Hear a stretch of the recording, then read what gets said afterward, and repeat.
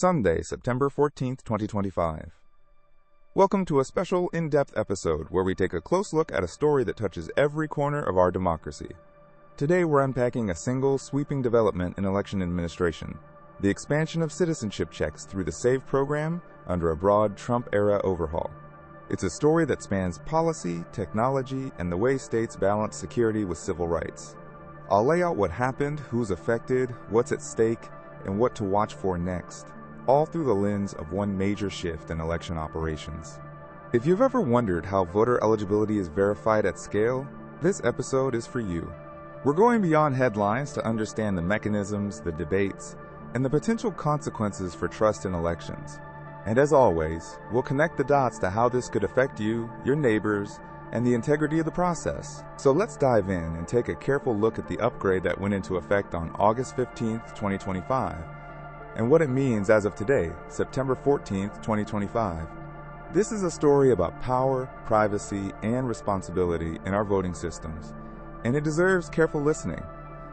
In August 2025, a major upgrade to the Systematic Alien Verification for Entitlement System, or SAV, was rolled out with a clear purpose: streamlined citizenship verification for voter rolls.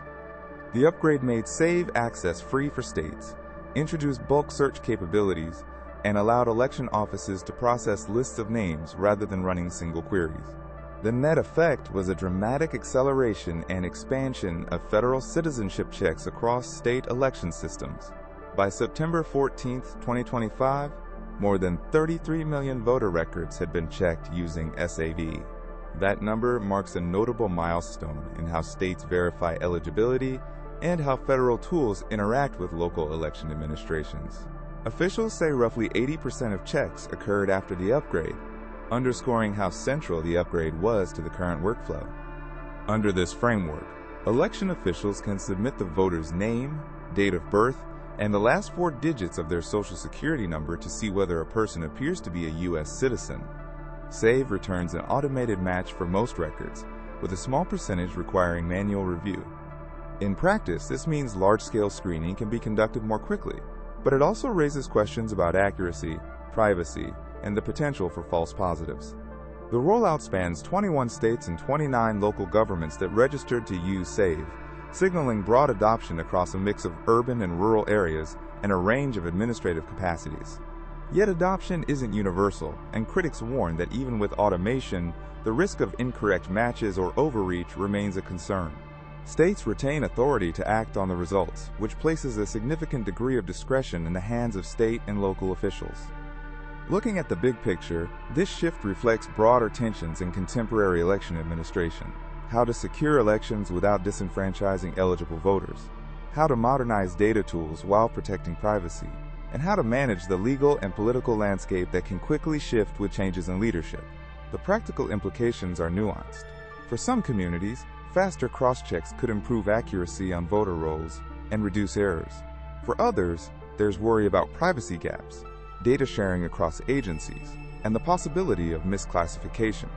The 33 million record checks by September 14th demonstrate the scale of federal-state data interactions in elections, but they also spotlight ongoing debates about civil rights, due process, and transparency, and how these tools are used and audited. So what happens next?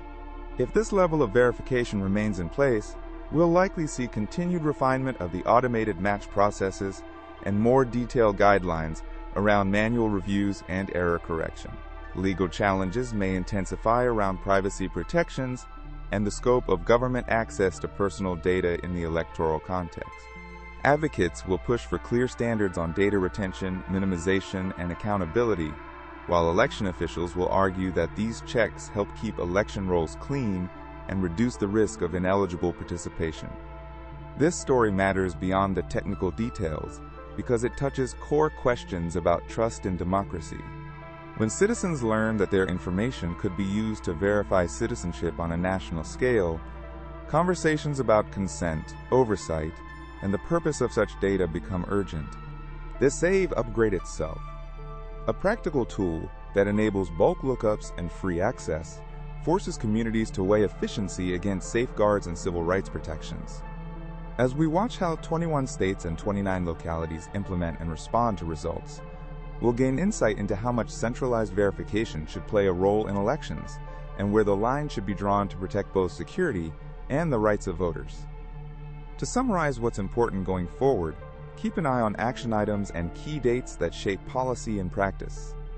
Watch the ongoing audits and transparency measures, any upcoming court challenges, and how state legislatures respond with new rules or clarifications around save usage, data retention, and the scope of checks. Also note that privacy advocates and civil rights groups are likely to push for stronger safeguards, independent review processes, and clearer disclosures about how results are used and shared. The balance between efficiency and rights remains delicate, and the evolution of SAVE will continue to be a central test case in how the United States administers elections in the digital age. If you want more context and ongoing updates, VisaVerge.com will be tracking these developments and providing ongoing analysis. Thanks for listening to this extended deep dive, and I hope it helps you understand not just what happened, but why it matters for your vote and your privacy. This is a story that's still unfolding, and your awareness matters as new checks, rules, and safeguards emerge. Until next time, take care and stay informed.